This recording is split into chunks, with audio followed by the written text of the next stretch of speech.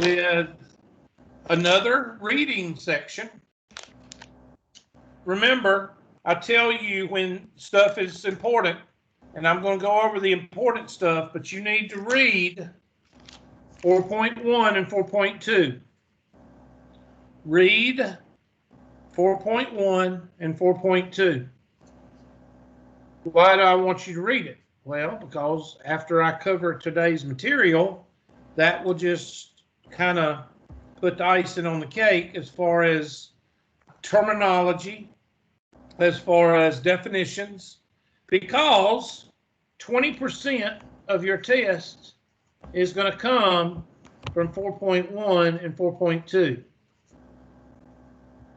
So remember when I told y'all to read chapters 1 and 2, and I told you 20% of the test was going to come from 1 and 2, and even a non-math person can read and write down definitions?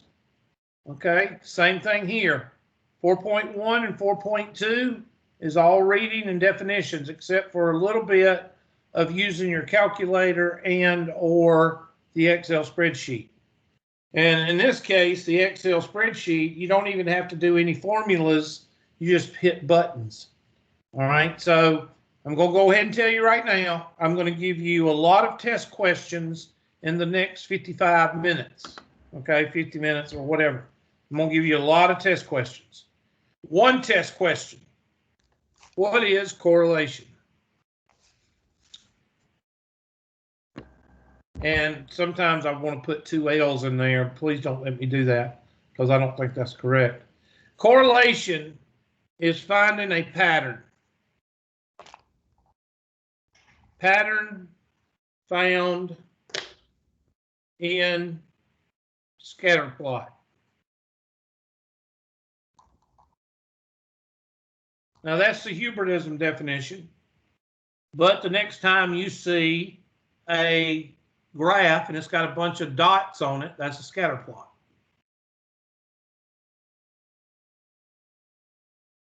Correlation is also called R, lowercase r. And R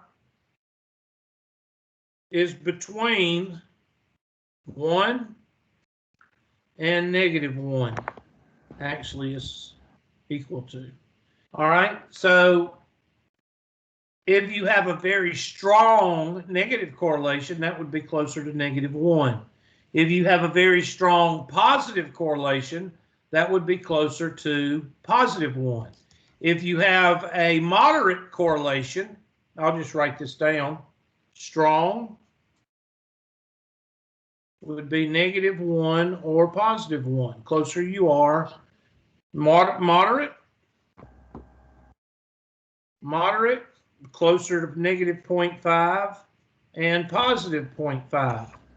That would be moderate.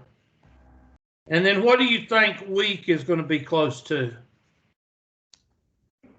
If you look at the pattern, I'm going from -1 to +1, -5 to 5, I'm coming inward. So what do you think? Zero. Good. Moderate, -5 to +5, or -5 closer, close to -5 or close to +5. And then the closer you are to 0, the weaker your correlation. Also, if you have a strong correlation, that means you got a very steep line. If you've got a moderate correlation, that means it's around 45 degrees. And weak would be a horizontal what? Horizontal or shallow line. All right, so that's a lot of information, but write it down. I'll tell you what the test questions are in just a minute. Also, the correlation has a relationship with slope. If you have a positive correlation, you will have a positive slope. If you have a positive slope, you will have a positive correlation. If you have a negative correlation, you will have a negative slope. So there is a correlation, there is a relationship between slope and correlation. Now that's a test question. In fact, I looked through the homework a while ago, and the first homework question I clicked on was that question. There is a relationship between correlation and slope. And that correlation is the sign. The sign will be the same. The sign of the slope will be the same as the sign of the correlation. Now that's it, because correlation goes from -1 to +1. What can slope be? Slope can be any what? Any number. So that's the difference between the slope and the correlation. The correlation is a number between -1 and +1. The slope can be any number. I can have a -500 slope. I can have a -1/2 slope. I can have a +3 slope, or I can have a +3 million slope. But the R factor is between 1 and -1. Yes, what? I said, but correlation has to be a -1 or a +1? Between, that's what the R in between them means. Has to be between -1 and +1. Now, here are some examples of some graphs you may see on the test.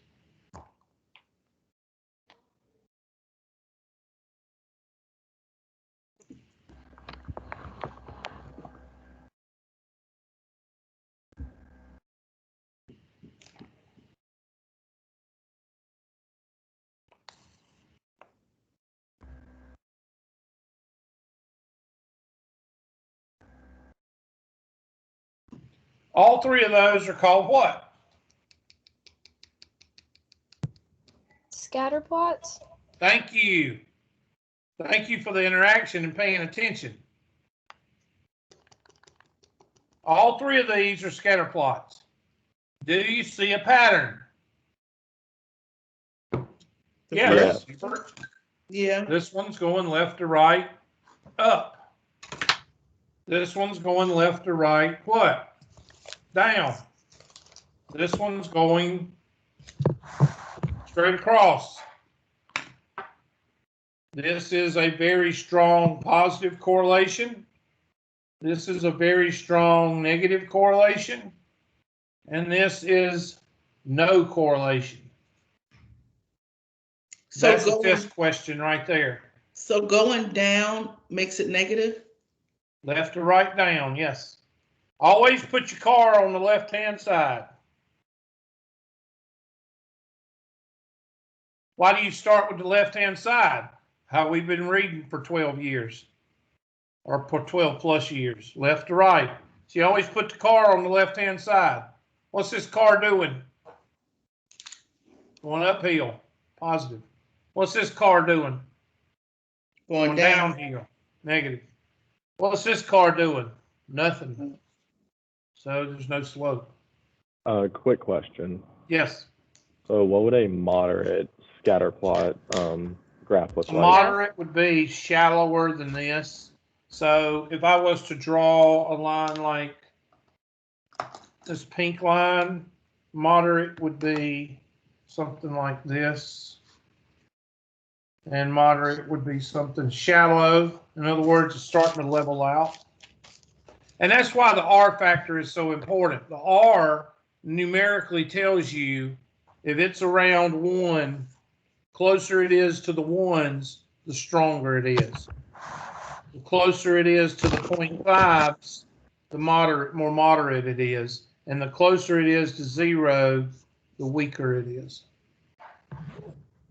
For the third graph on the test, will it be like labeled no correlation or no slope? Yes, it'll say something like that. You'll have it might have this is 1, this is 2, and this is 3, and it will ask you to match up the graph with strong, moderate, or weak.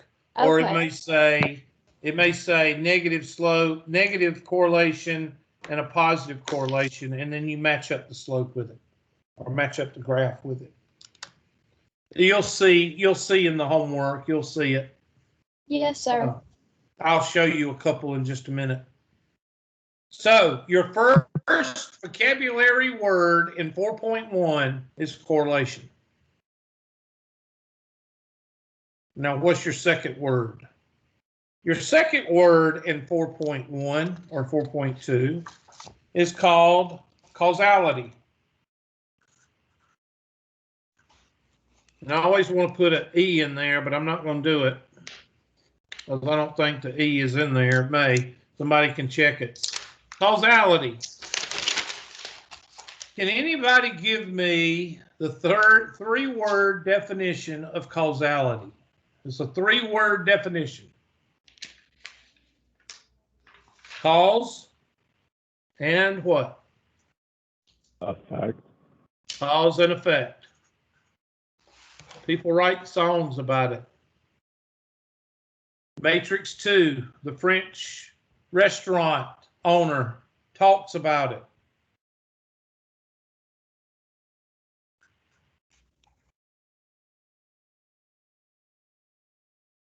I drink too much wine.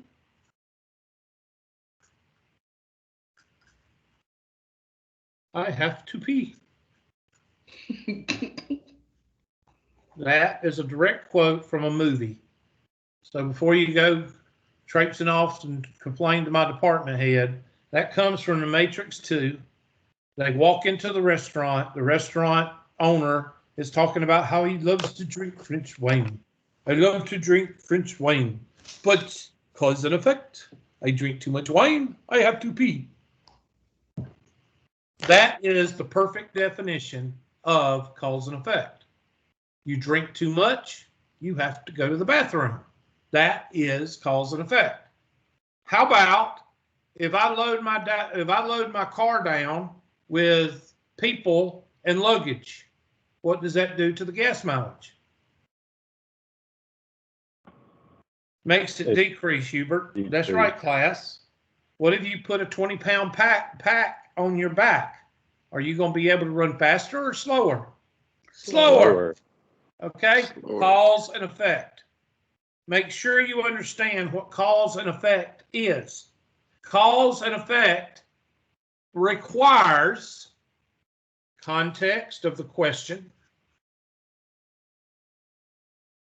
It requires something that y'all, lack on, not sense of humor. Y'all lack on sense of humor, but you also lack on common what? Sense. And it also means that you might have to look at it subjectively. Okay? Cause and effect, sometimes it makes you think about common sense. Let me give you an example. I'm going to give you an example, and I've already got it written over here. Hold on a second. Let me find it. Quick question, though. No, I'm not answering questions right now. No, I'm just kidding. What? What do you mean by it requires a subjective look? In other words, you have to think of it non-mathematically.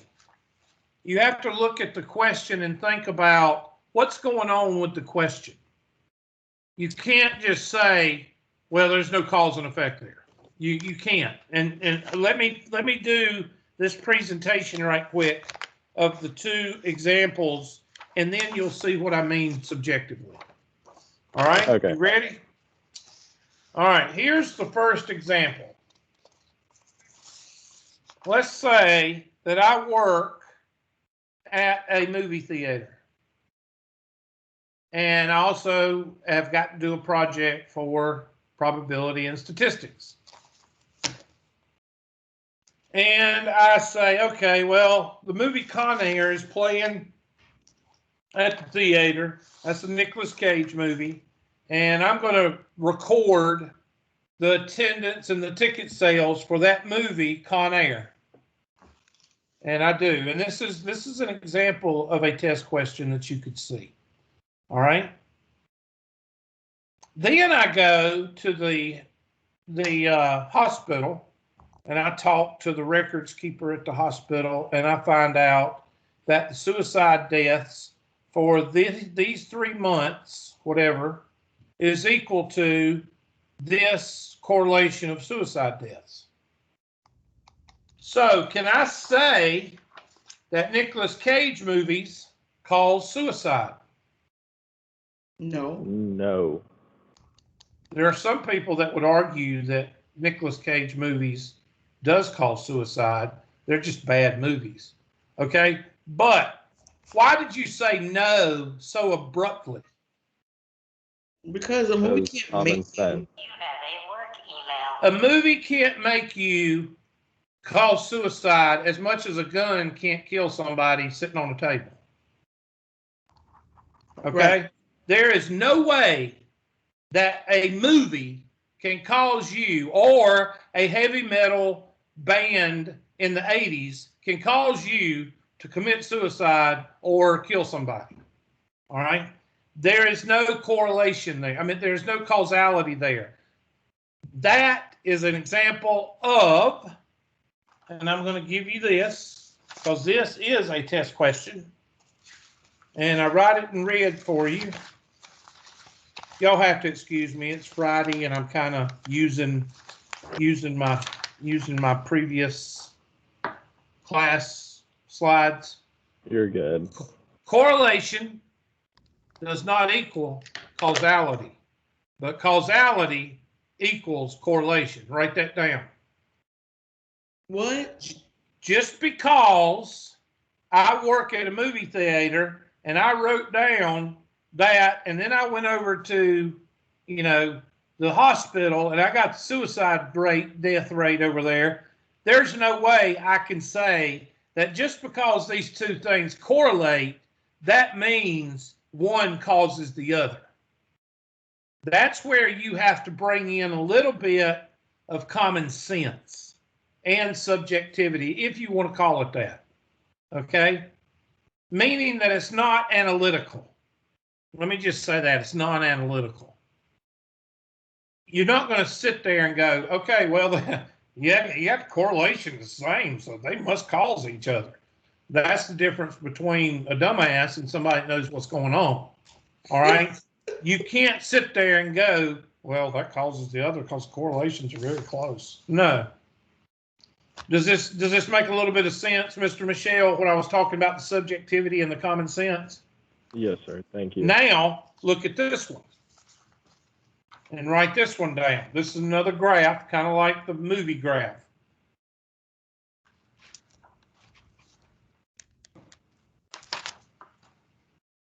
All right, write that one down. Drowning deaths, and you can write down June, July, and August. And then deaths by Rocky Mountain spotted fever in June, July, and August.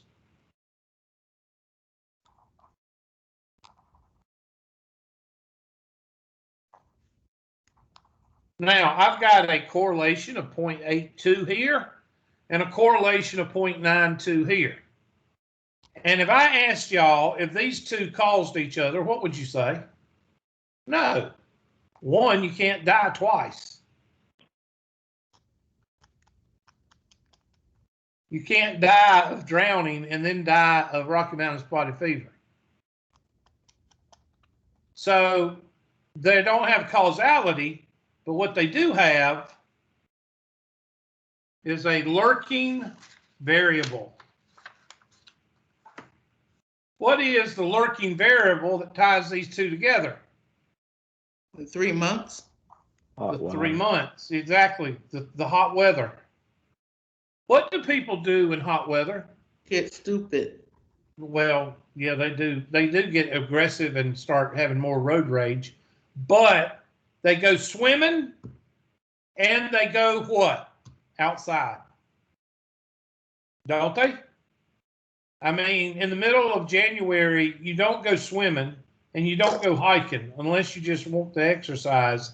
You don't generally go hiking. And plus, if you did go hiking, you wouldn't have to worry about ticks because they don't get on you in the summertime. I mean, in the wintertime. So they're not really existent in the wintertime. The whole point is the lurking variable, and write this down, the lurking variable is something that ties the two correlations to causality. These two do not have causality to themselves, to each other, but there is a lurking variable that ties causality from here to here. Cause and effect. Would you mind just reiterating what the lurking variable means again? It's the variable that ties two events together. You'll get when you read the 4.1 and 4.2, you'll come up with a more hold your pinky up definition. But it is a third variable or a third. I don't know if you'd call it a external. I don't know if you call it external because it could be internal factor that combines these two together. A third factor that combines the two of those together? Yeah, something like that. We can look it up, but let's look it up right quick while y'all are writing. I'm just going to look it up on Google.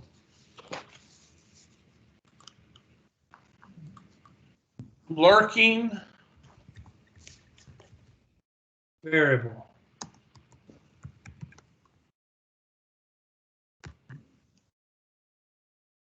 Lurking variable is an unknown and not controlled for as important significant effect on the variables of interest.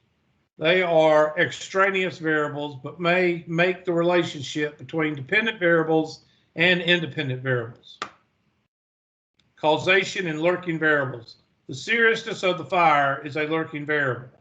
A lurking variable is a variable that is not measured in the study. It is a third variable that is neither the explanatory or whatever. I'm not going, but it's usually a third variable that causes or helps explain the two events that are happening. Okay. And one of the reasons a lot of people say, well, why don't you give us a definition? I did give you a definition. All right, I'm giving you layman's definitions. Layman's definitions, before you read the definition, helps you out tremendously. If I give you the hold your pinky up definition, that's not going to help you understand what it means. I got to give you a layman's term definition before I give you the actual definition. So that way you'll say, okay, I see what he's talking about now. All right. So here, well, what is, I already gave you what causality is. I drink too much wine. I what? I have to pee. I load down my car with luggage and people. The gas mileage is going to suck. That's cause and effect. This is cause and effect with a lurking variable. And this is where, when you read a problem, Mr. Michelle, and you do these two, and you draw these two graphs, and you get these two R factors, you might have a lurking variable in the paragraph. You see what I'm saying? They may put, or it may not even be in the paragraph. You may come up with it on your own and say, well, wait a minute. Both of these events are happening at this time. There may be something outside the events that's causing this to happen. You see what I'm saying? That's the subjectivity or / common sense. You see what I'm saying? Yes, sir. So it's just something that you should be aware of. Exactly. Yes. In other words, you don't just write down correlation of a movie and suicide death rates and say, oh, they cause each other. No, that's no correlation. That's no causality. You got a question, Miss Dennis? Yes. Where'd you get the R.82 and the R.92? Where'd you get that? You gonna steal my thunder? You want to wait and let me get to it? I'm kidding.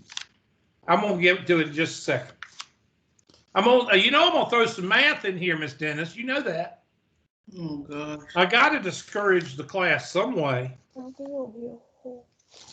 All right, hold on just a second. Well, since Miss Dennis wants to do math, we will bring the math in. If we don't got to know it now, you don't got to do it. Why did you say that? I knew she'd say that. There is the math. Oh my Right word. there. What help? Go ahead and write those down. You got your general form of a line. And my finger just froze. So, okay, there it goes. And this is the slope. And this is the slope equation, point slope equation.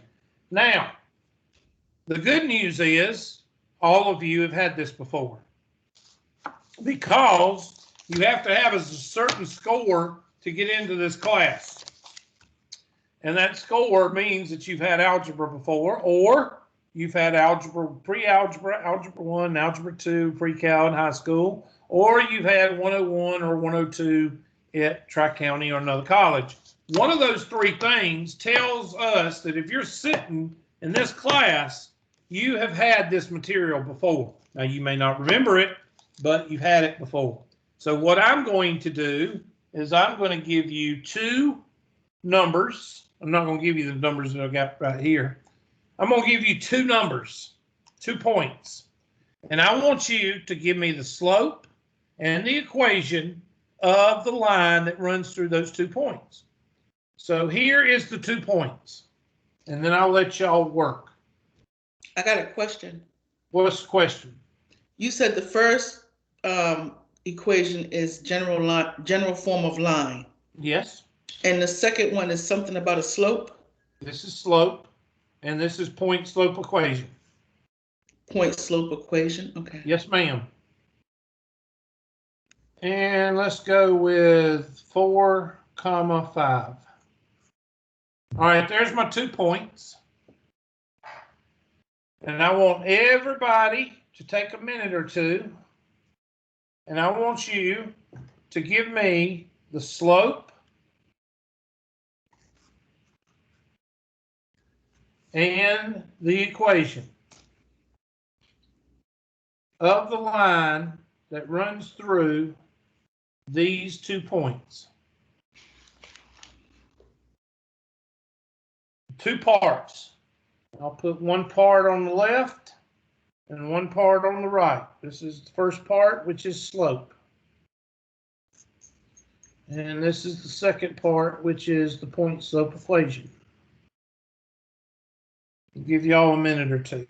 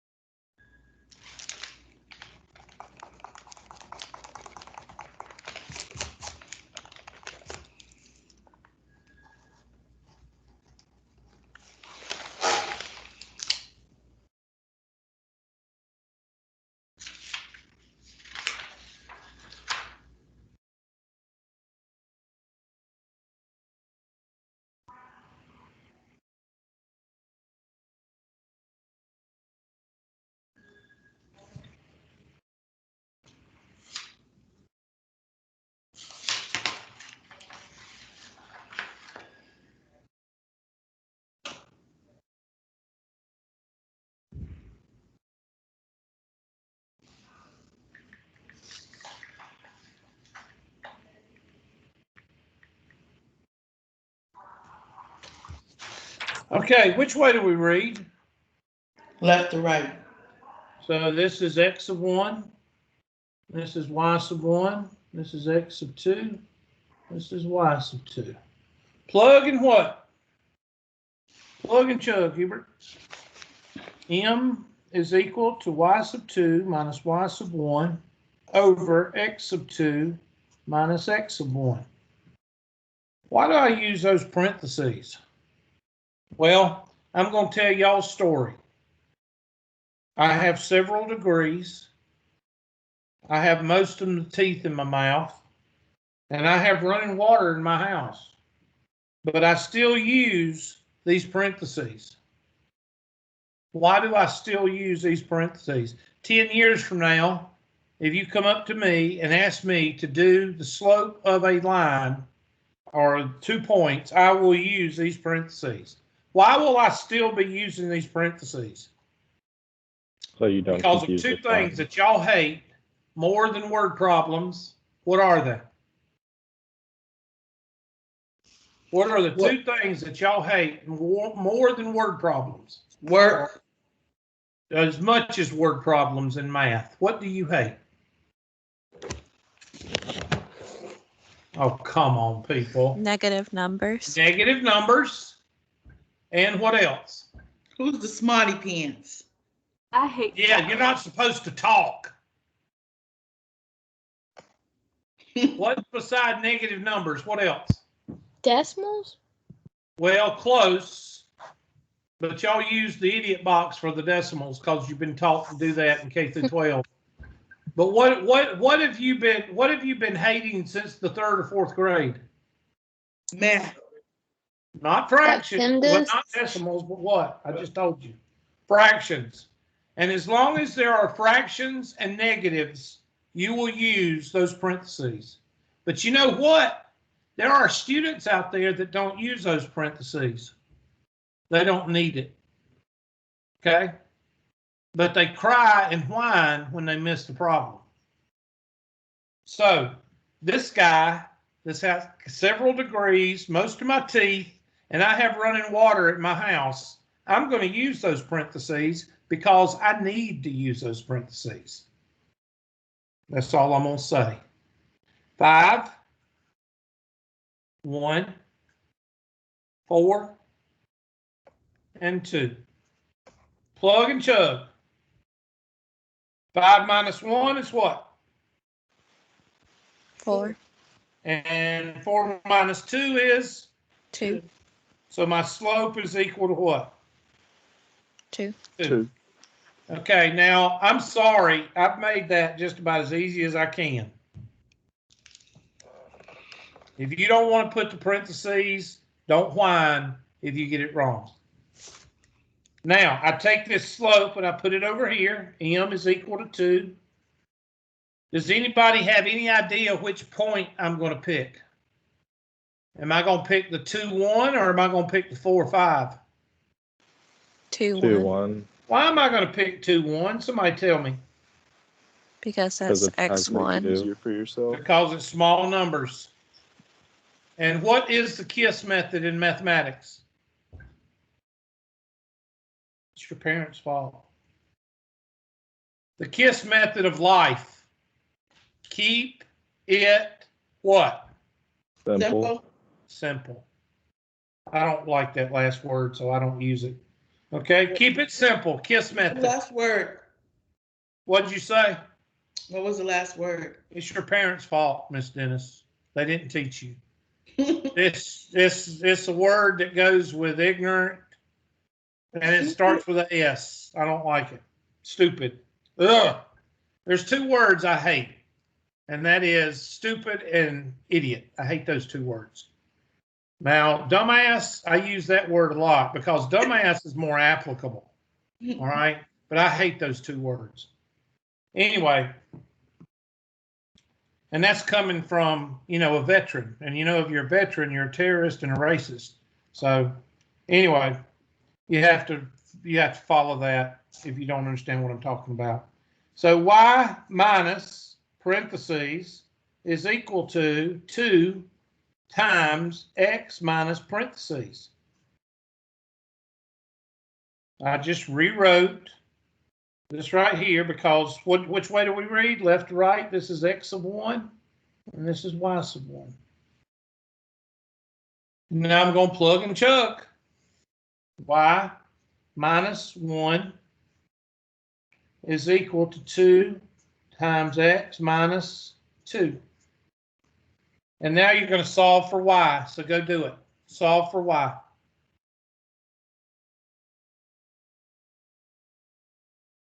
That means I want y'all to work. If you can't do it, just consider yourself a failure. Now we are starting a new unit here, 4.1 and 4.2. It's reading. Is it y? I'm sorry, what? Would it be y? Y is equal to 2x plus 4?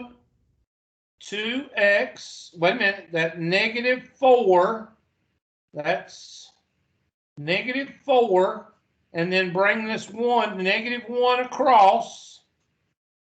Y is equal to 2x minus 3. I think you missed. I think you had the. Oh yeah, okay. 1.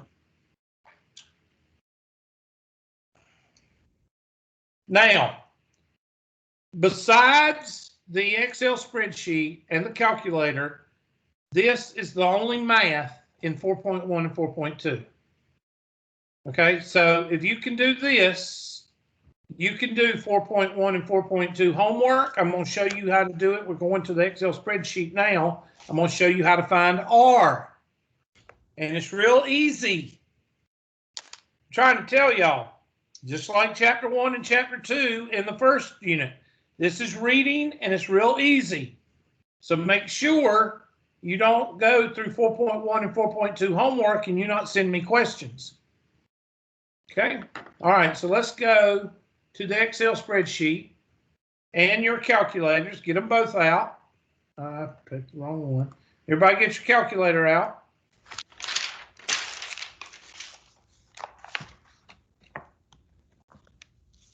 And copy down those numbers.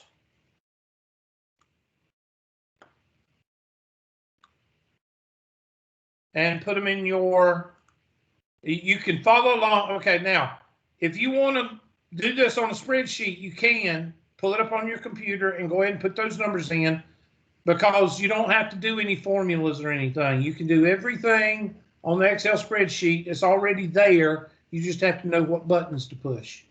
Or you can learn both, the calculator and the, what you call it, the spreadsheet and the calculator. It's up to you which one you want to do. If you punch it in the calculator, you hit Stat, Edit, and you punch it in there.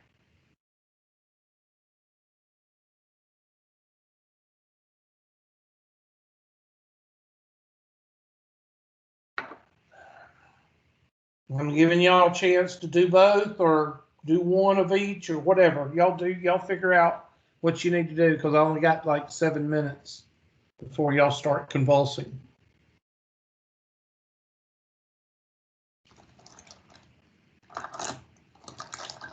Now I just made sure that the 4.1 homework is up, and 4.1 and 4.2 homework is up. And y'all should be able to do at least half of each, because it's a lot of reading. Or you can wait and do that Sunday and get these homework and tests done.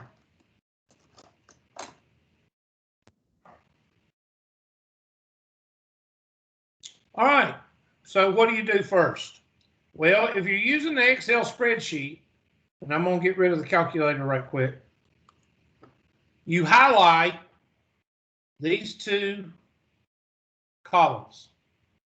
So if you're following along, and I can't tell because I only got 2 people out of 16 that are showing me their videos. So the rest of y'all, I know half of y'all probably aren't even paying attention. But anyway, half of you are. Highlight the 2 columns. Go to Insert.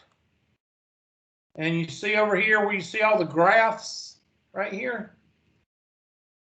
This one right here is a scatter plot. It's got a pull down arrow right there. And the first one is called a scatter plot. And that's that first one right there. And there is your scatter plot. So if you're using the Excel spreadsheet, you would do this, and then you look on the test or the homework, and you'd find the one that looks like this. So number one, make sure you can plot a scatter plot on your calculator or Excel spreadsheet. And I'll show you the calculator in just a second. Okay, now I'm going to find the equation of the line of best fit and the R factor.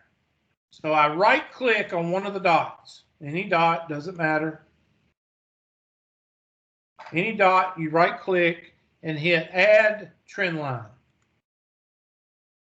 It's automatically going to put the best fit line in there. That's called the line of regression or the line of best fit. And you go down to the bottom over here on the right and you hit display and display. You can read those. I'm not going to read them. You can read them. And there is your equation for that line. And there is R squared. Now, we don't need R squared. We need R. So I'm going to go over here. And I'm going to, and it's supposed to be lowercase r. It's not supposed to be uppercase. I don't know why Excel makes it uppercase. It's not supposed to be that way. And I'm going to take the square root of 0.6133 or raise it to the what? 1/2 power. 0.6113 raised to the 0.5 power. There is your R. So we're going to color that green because you need that. All right, there's several things on here that's a test question. Number one, make sure you can plot or find a graph of a scatter plot. 2, make sure you can find the line of best fit equation right there. Number 3, a R factor. And the only other thing that I would ask of you is your homework's going to do in your test. What if? Number 4, what if? Now, what if I asked you, let's say this is years, and this is population in the millions. Everybody with me? What if I asked you, what is the population in 2025? How would I do that?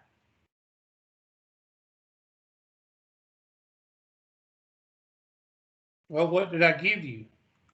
That's what? X. A year. So it's X though, right? Right. So what am I going to do with 25? What do you usually do with X? Plug it into your equation. Plug it into the equation or look on your calculator at the table at 25. I'm going to punch it in. Equals, you don't have to do this. This is just what I would ask you on a test. 0.4296 times 25. Put that in parentheses. There's an easier way to do this on the calculator, and I'll show you. Plus, I can't see straight, 1.9762.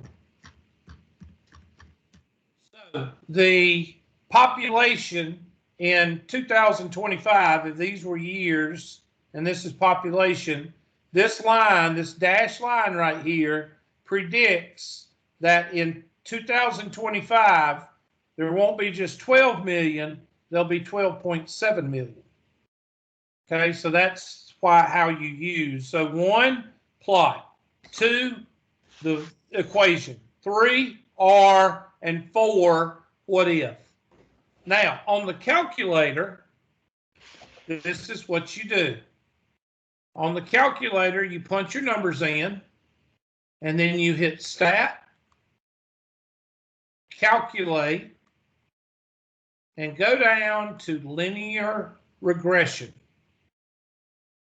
Stat, calculate, and then go down to linear regression. Hit enter. It automatically goes to L1 and L2. So all you have to do is go down and hit calculate. Now, I'm going to show you something here, and I'm going to explain something to y'all, and y'all can do whatever you want to with it. And I need to finish up right quick.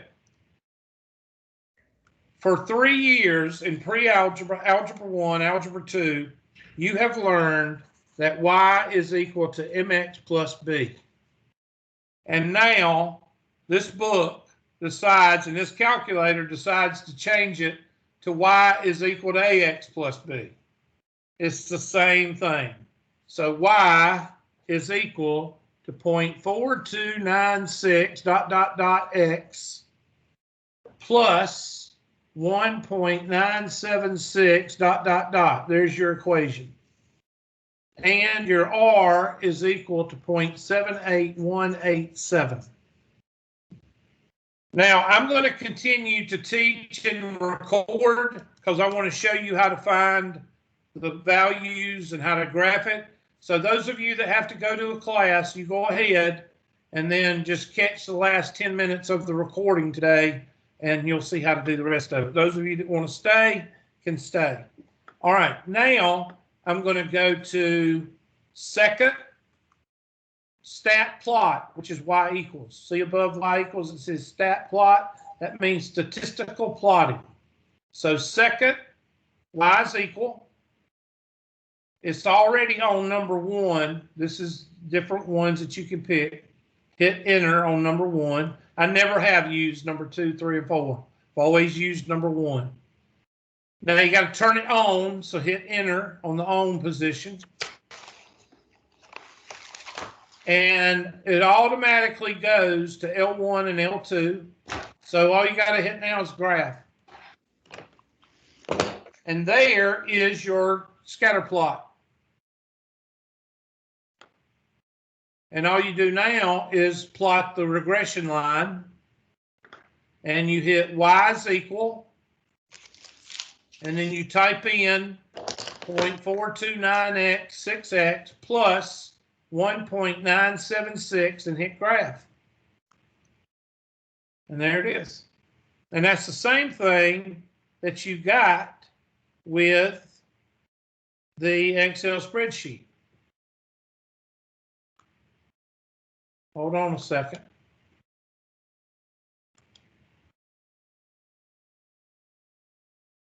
If you look, that's the same thing you got with the Excel spreadsheet.